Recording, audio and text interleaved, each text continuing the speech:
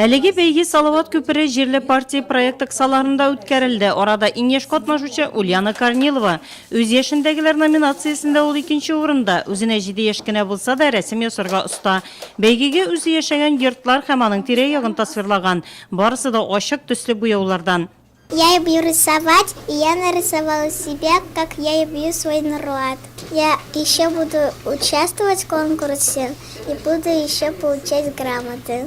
Бәйгедә 80 укучы катнашырга теләк белдергән җиңүчеләр яшь категорияләренә карап билгеләнгән. 3 төрле номинация буенча.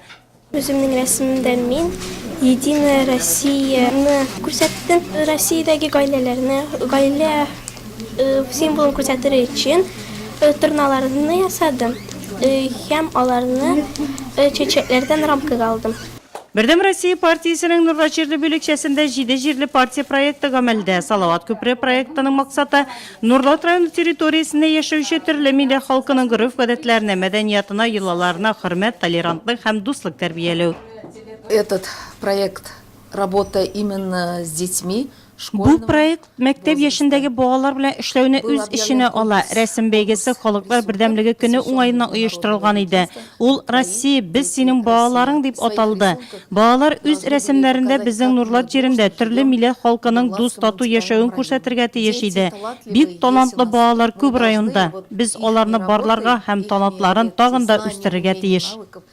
Шулай ук бәйгедә актив катнашкан яшь рәссамнар да билгеләнеп үтелде.